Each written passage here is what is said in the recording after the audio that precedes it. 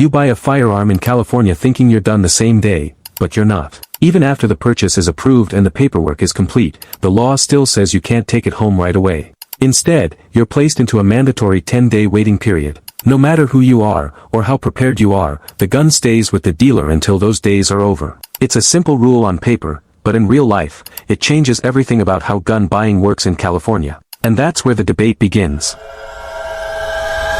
What the 10-day rule really is. In California, every firearm purchase includes a strict 10-day waiting period. Before taking possession, buyers must complete this legally required waiting time. Even after approval, you cannot immediately take the firearm home legally. The law applies equally to new buyers and experienced firearm owners. It does not matter if your background check clears within minutes. It does not matter if you have purchased firearms many times before. It does not matter if you are licensed, trained, or highly experienced. Once the purchase is approved, the waiting clock officially begins ticking. During this time, the firearm must remain securely stored with the dealer. Buyers are required to return later to complete the final pickup process. This rule covers handguns, rifles, shotguns, and most legal firearm types. There are no quick exceptions simply based on personal need or urgency. Lawmakers designed this system to create a controlled delay in access. The idea focuses on slowing down decisions that may be emotionally driven. Supporters believe time can reduce impulsive actions and prevent harm. They argue the delay gives authorities more time to verify records. Even small delays in data processing can be checked during this period. This creates an added layer of review beyond instant background approvals. However, the waiting period affects all buyers regardless of personal history. Responsible owners must follow the same timeline as first-time applicants. For many, this delay feels unnecessary after already passing legal checks. Others accept it as part of a broader public safety approach. Gun stores must also manage storage and scheduling during this waiting time. Every transaction becomes a two-step process instead of same-day completion. In the end, this simple rule creates a shared pause for everyone involved.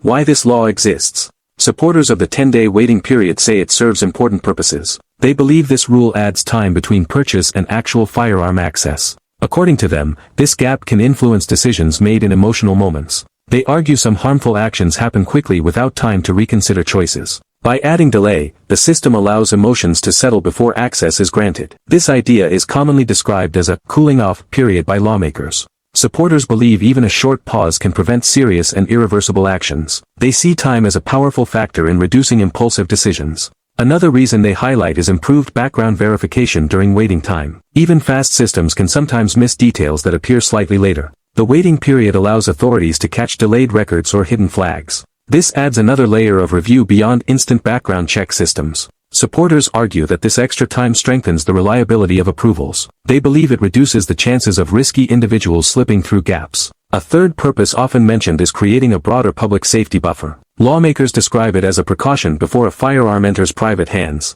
They see it as an additional safeguard rather than a simple delay. From their perspective, these 10 days are meant to protect communities. They argue safety should always come before speed in sensitive situations. However, not everyone agrees with this reasoning behind the waiting period. Critics argue the law affects individuals who already follow all legal requirements. They believe responsible buyers are treated the same as potential risks. For them, the delay feels like an unnecessary barrier to lawful ownership. Some say it assumes wrongdoing before any actual crime has been committed. This difference in views keeps the debate active and strongly divided. How it affects buyers in real life. For many people, the waiting period feels like more than simple paperwork. It often turns what should be a quick process into frustration. Buyers walk in expecting completion, but instead face an unexpected delay. Even after meeting all requirements, they are told to return later. A responsible buyer may pass checks, submit forms, and pay fully upfront. Yet despite everything being approved, they must still wait before possession. For some individuals, this delay affects their sense of personal safety. They may feel unprotected during uncertain or stressful situations at home. In urgent cases, the waiting period can feel unnecessarily long and restrictive. Others see it simply as an inconvenience in time-sensitive situations.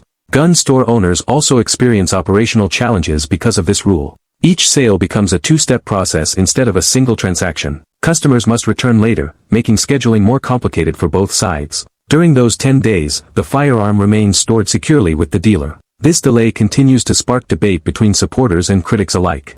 The bigger debate. The 10-day waiting period is more than a simple legal requirement. It represents a larger national debate about rights and public safety. Across the United States, different states follow very different firearm laws. Some states enforce waiting periods, while others allow immediate possession. This variation creates ongoing discussion about what approach works best. In California, the rule reflects a stricter and more controlled system. Lawmakers focus on layered checks and added steps before ownership is completed. Supporters believe these extra measures help reduce potential risks in society. They argue that time and verification together create a safer environment. However, critics question whether these rules truly prevent violent incidents. They ask if delays actually stop crime or simply slow lawful buyers. This question remains at the center of the ongoing national debate. Both sides continue to defend their views with strong arguments and evidence. Courts regularly hear challenges that test the limits of such laws. In the end, the rule reflects a balance between safety concerns and personal freedom. So when someone in California buys a firearm, they're not just buying an object, they're entering a system designed to slow things down. 10 days might sound simple, but behind those 10 days is a much bigger question. How much waiting is enough to make society safer, and at what cost?